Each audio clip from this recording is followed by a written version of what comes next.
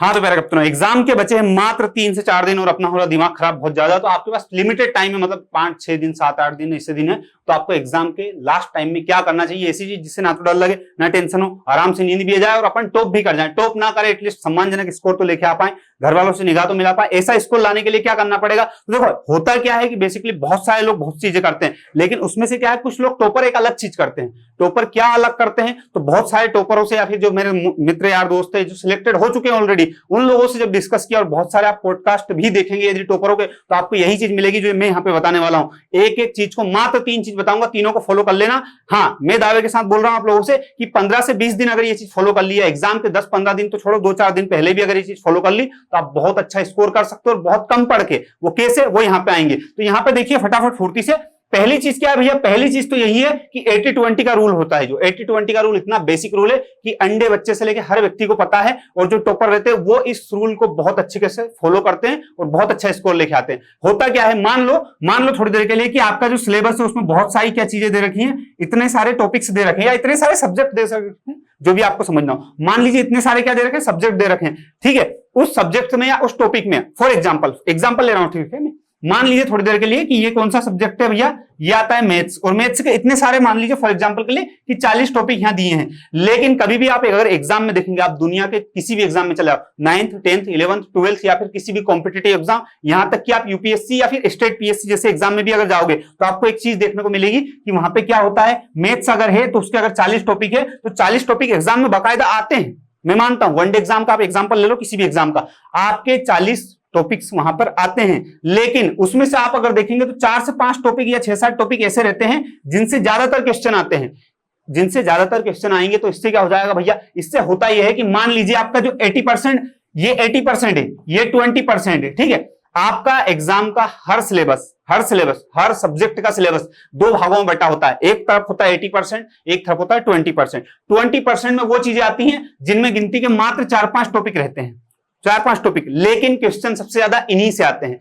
और 80% में क्या रहता है, 80% में लगभग आपका सिलेबस तो रहता है, लेकिन इधर से क्वेश्चन बहुत कम आते हैं, बहुत रेयर क्वेश्चन आते हैं, अधिकतर यहां से आते हैं। फॉर एग्जांपल, मैं एग्जांपल देता हूं आपको, जैसे हिंदी सब्जेक्ट की अगर मैं बात करूं तो हिंदी में आप अगर देखें, संधि समास उपसर्ग प्रत्यय, ये जो होते हैं, छंद रस अलंकार, ये शुरू के 5-6 टॉपिक जो रहते हैं, इनसे आपका मैक्सिमम मतलब 60% सिलेबस यहीं से कंप्लीट हो जाता है आपका, सिर्फ मात्र 5-6 टॉपिक पढ़ के।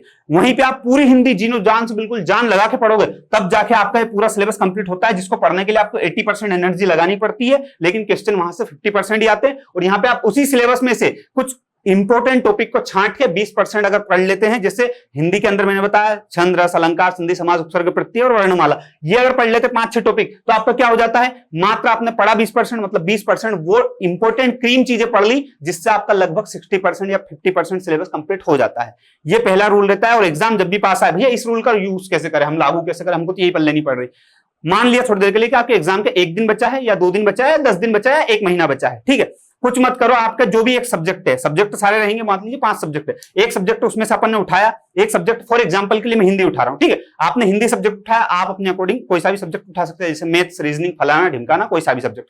फॉर एग्जांपल के लिए मैं हिंदी उठा रहा हूं, हिंदी में से मैंने देखे भैया कौन से सबसे ज्यादा इंपॉर्टेंट टॉपिक हैं, वो कैसे देखेंगे हम, वो देखने के आपके पास 2-3 तरीके हैं। तो देखिए, पहली बात तो आप जब इतने टाइम से पढ़ रहे हैं, 1 साल से, तो आपको खुद को अंदाजा लग जाता है कि अच्छा, जब भी कोई टेस्ट देते हो तो इन टॉपिकों से ज्यादा क्वेश्चन आते हैं, ये इंपॉर्टेंट है। दूसरा क्या भैया, आप पीवाईक्यू मतलब प्रीवियस ईयर के जो क्वेश्चन पेपर रहते हैं, जिस एग्जाम को आप दे रहे हो उसके पीवाईक्यू को सोल्व कीजिए, सोल्व करके देखोगे तो आपको पता लग जाएगा, अच्छा ये 5-6 टॉपिक ऐसे हैं जो एकदम क्रीम टॉपिक है, यहां से सबसे ज्यादा क्वेश्चन आते हैं, मतलब आते हैं।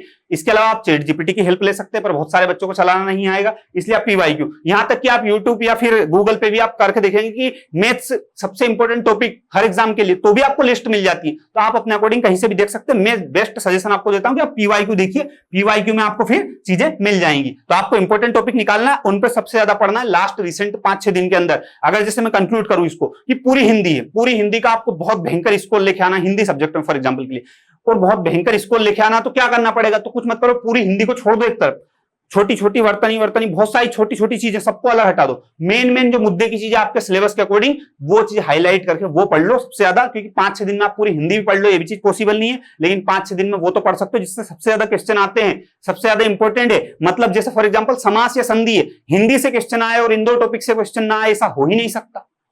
आई बात समझ में? तो सबसे ज्यादा इंपॉर्टेंट क्या भैया, 20% सिलेबस जो आपके 80% नंबर कवर करता हो वो पढ़ना जरूरी है, ना कि इसमें अपना दिमाग क्या दौड़ता है एग्जाम के एक दिन पहले 2 दिन पहले पूरी हिंदी का रिवीजन करना, पूरी हिंदी का रिवीजन करना। तुम चाह के भी नहीं कर सकते, तुम चाह के भी नहीं कर सकते और करना भी नहीं है। पूरी कर भी लोगे रिवीजन तो भी याद तो कुछ रहना नहीं है। उससे बढ़िया है कि उस 100 टॉपिकों में से आप 20 टॉपिक या 5 टॉपिक या 10 टॉपिक या 2 टॉपिक ऐसे निकाल लो जो क्वेश्चन आते ही आते हैं जिसके, जैसे संधि समास उपसर्ग प्रत्यय, वैसे मैथ्स के अंदर आप निकाल लो, इंग्लिश के अंदर निकाल लो, हिस्ट्री के अंदर, पॉलिटी के अंदर, फलाना ढिमकाना, सब सब्जेक्ट के अंदर आपने 5-5 टॉपिक मान लीजिए निकाले।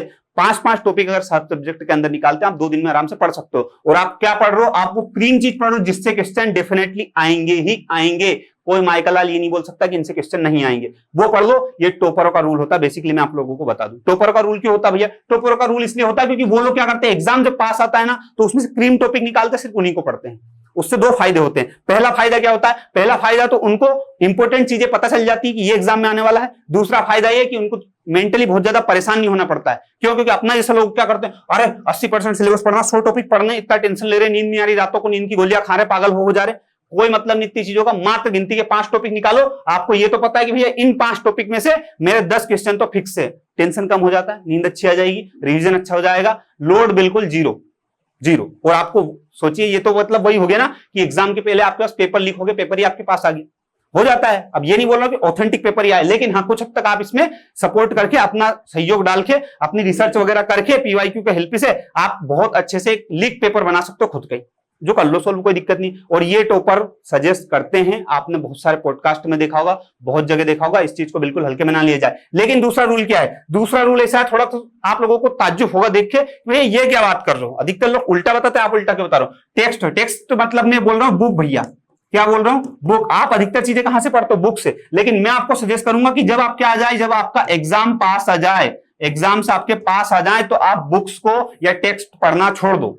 ये कौन सी बात हुई भैया, ये पढ़ना छोड़ देंगे फिर पास कैसे होंगे? ये पढ़ना छोड़ दो इन द सेंस कि आप इसको पढ़ने की बजाय वीडियोस पे कन्वर्ट हो जाओ। फॉर एग्जांपल के लिए मैं आपसे बोलता हूं कि यार आपको पूरी हिस्ट्री पढ़नी है, पूरी पॉलिटी पढ़नी, पूरी ज्योग्राफी पढ़नी, पूरी इकोनॉमिक पढ़नी है आपके एग्जाम पॉइंट ऑफ व्यू से, या उसकी कुछ हाईलाइटेड इंपॉर्टेंट चीजें पढ़नी है, तो आप क्या करोगे, पूरी बुक पढ़ लोगे क्या?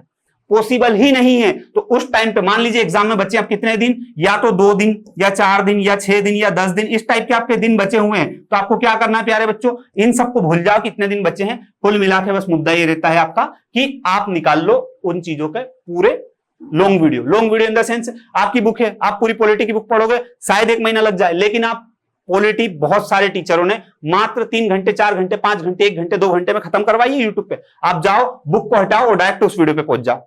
वो वीडियो देखा आपने पूरा कि पूरी हिंदी कंप्लीट एक ही वीडियो में खत्म, 3 घंटे में पूरी हिंदी कंप्लीट। अब कंप्लीट का मतलब ये नहीं कि आपने कभी जमाने में एक शब्द पढ़ा नहीं और आप जा रहे हो उस वीडियो में, आपको कुछ भी पल्ले नहीं पड़ेगा। ये बात मैं बता रहा हूं आप लोगों को, लिख के दे सकता, कुछ भी पल्ले नहीं पड़ेगा। लेकिन अगर साल भर तुमने थोड़ी भी मेहनत की है, तुम समझते हो कि उसमें क्या है, सब्जेक्ट का थोड़ा भी बेसिक नॉलेज है, तो आपको वो एक वीडियो इतनी हेल्प कर देगा कि आप पूरी बुक से रिविजन नहीं कर पाओगे, पूरा बुक से रिविजन कर ही नहीं पाओगे। लेकिन उस एक वीडियो से आप 1 subject, 2 subject, 3 subject, 4 subject, 5 subject, ऐसे एक सब्जेक्ट का अगर एक वीडियो फुल लेंथ वीडियो देख लोगे, 3-3 घंटे का भी अगर वीडियो देखा, तो आपका पूरा रिवीजन हो जाएगा। बस कंडीशन है कि आपने साल भर मेहनत की हो, थोड़ी बहुत, ज्यादा नहीं, थोड़ी बहुत भी की हो, तो आप मात्र 4-5 दिन के अंदर या 2-3 दिन के अंदर, हो सके तो 1 दिन के अंदर ही पूरे सब्जेक्ट रिवीजन आराम से कर सकते हो, आराम से। तो मेरा मानना है कि एग्जाम के लास्ट टाइम में, मतलब 2-4-5 दिन जब आपके पास बचे या 1 महीना बचे, तब आप वीडियो फॉर्म में कन्वर्ट हो जाइए, ज्यादा बेस्ट ये रहता है। ठीक है, क्यों? क्योंकि हमारा दिमाग भी साइंटिफिकली प्रूव है बिल्कुल कि हमारा दिमाग भी टेक्स्ट के मुकाबले विजुअलाइजेशन जो है वो ज्यादा जल्दी कैच करता है। आप अगर कोई सी वीडियो में कोई सी टीचर से किसी चीज को पढ़ेंगे, तो आपको वो चीज ज्यादा अच्छे से रिवीजन हो पाएगी, ज्यादा अच्छे से याद कर पाओगे, ज्यादा अच्छे से आप उन चीजों को ज्यादा फास्ट तरीके से लर्न कर पाओगे। बाकायदा आप बुक से पढ़ना चाहो पढ़ सकते हो, लेकिन आपको खुद को पता है कि टाइम टेकिंग प्रोसेस है, बहुत बेस्ट है। टॉपर यही सजेस्ट करते हैं हर बार की बुक पढ़ना चाहिए, लेकिन एग्जाम के कुछ दिन बचे तब आपको वीडियो फॉर्म में आ जाना चाहिए। क्यों? क्योंकि आपके अंदर उतनी क्षमताएं नहीं है कि आप विवेकानंद है कि एक बार में एक पन्ना उलट के सारी चीज पढ़ लें। उल्टा आप बुक अगर एग्जाम के टाइम पे पढ़ोगे ना, आपको साथ क्या होगा पता है, बुक देख के आपको घबराहट होगी, अरे यार इतना सारा पढ़ना, आप कैसे पढ़ूंगा, ये फलाना ढिमकाना। लेकिन आपसे कोई बोल देगा 3 घंटे का वीडियो देखना बस, हाँ ठीक है देख लें, क्या दिक्कत है। तो ऐसे करके आप पूरा रिवीजन कर सकते हो। आई बात समझ में? तो मेरा मानना है उन बच्चों को, बिगिनर बच्चों को, कि ये चीज आप जरूर फॉलो करना, ये 2 चीज जो मैंने बताई आपको 80-20 रूल की। इसके अलावा बात करते हैं भैया पीवाईक्यू, और इसके अलावा अपन कह सकते हैं रिवीजन। मेन चीज क्या आती है यहाँ पे, रिवीजन, और ये पीवाईक्यू है। पीवाईक्यू का क्या मुद्दा, आपने बहुत सारे टॉपरों के, जब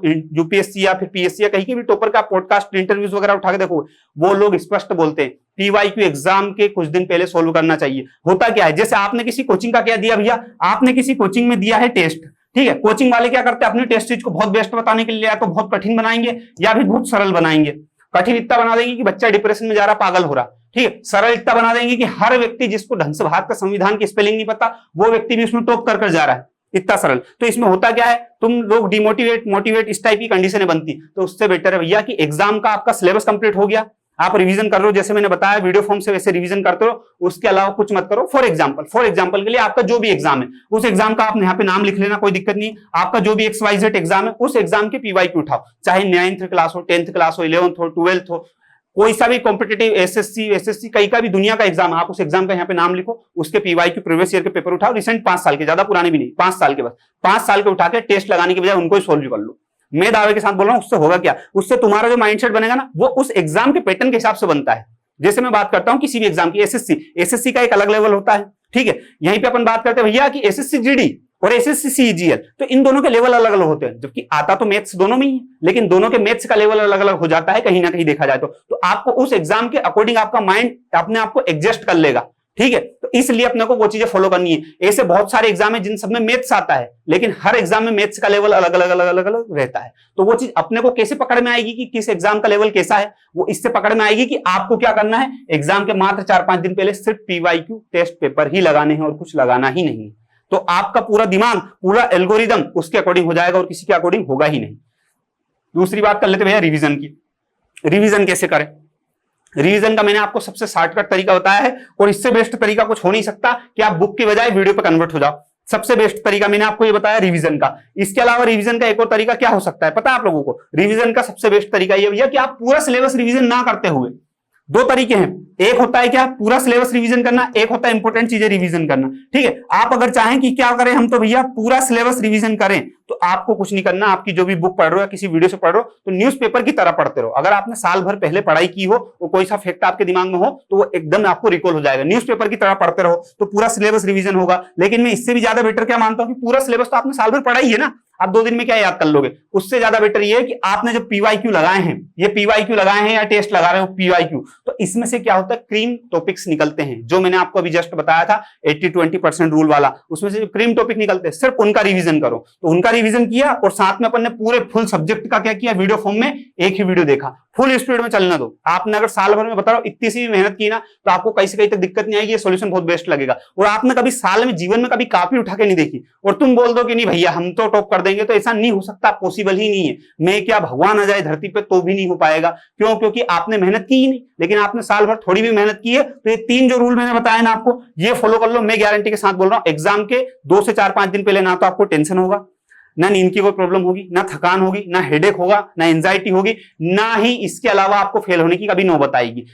आपने खुद, आप एक चीज प्रैक्टिकल करके देखना, आप जो 12th वगैरह में रहते थे, 12th 11th 12th में थे, तब आप क्या करते थे? तब आप एग्जाम के 1-2 दिन पहले आपके जो भी कोचिंग्स वगैरह रहते थे, वहां पे सर के पास जाते, सर इंपॉर्टेंट चीजें बता दो। इंपॉर्टेंट चीजें बताते थे और आप फेल भी नहीं होते थे। कितनी ताजुब की बात है कि हर व्यक्ति उनकी क्लास का पास हो जाता था। उसका रीजन क्या रहता था? ये आपके सर लोग उस टाइम पे ये चीजें जानते थे। फिजिक्स, केमिस्ट्री, बायोलॉजी, हर सब्जेक्ट के टीचर ये जानते थे कि 80-20% एक रूल होता है जो बच्चों को नहीं पता है। वो आपको क्या करते थे, पूरे सिलेबस में से मात्र 5 टॉपिक छांट के देते, और 5 टॉपिक के अंदर भी ऐसा होता है कि इनके अंदर भी क्वेश्चंस फिक्स होते हैं, वो निकाल के देते थे और आपको वो पढ़वा देते थे, और एक भी बच्चा फेल नहीं होता था। आप सर के फैन होने के बाद सर क्या बात बोल दी, लेकिन यही चीज टॉपर चिल्ला चिल्ला के मर गए कि भैया ये चीज कर लो, आप 80-20% का जो रूल है ये फॉलो कर लो, लेकिन हम लोग नहीं कर पाए। तो अभी मैं आपसे बोल रहा हूं कि आपका सब्जेक्ट, उसमें से जो क्रीम टॉपिक है वो निकालो, और एग्जाम के अगर 4-5-6 दिन बचे हैं तो सिर्फ उन्हीं को पढ़ो, फालतू चीजें पढ़ने की कोई आवश्यकता नहीं है। आप अपने आप को बुद्ध, महात्मा बुद्ध, गौतम ये सब समझ रहे हैं तो कोई सेंस नहीं है उस चीज का। तो कुल मिला के मुद्दा ये भैया, कुल मिला के आपको 3 रूल फॉलो करने हैं, जिसके बाद आपको किसी भी एग्जाम में किस प्रकार की दिक्कत नहीं आएगी। बाकी आप किस कॉम्पिटिटिव एग्जाम की तैयारी कर रहे हो ये मुझे कमेंट करके जरूर बता देना। बाकी आपने वीडियो को इतना देखा, इसके लिए थैंक यू। जय हिंद, जय भारत। एक टेलीग्राम चैनल का लिंक डिस्क्रिप्शन में दे रखा, आप वहां पे जुड़ जाइए ताकि आपको लेटेस्ट वीडियो वहां पे मिलते रहे। Thank you.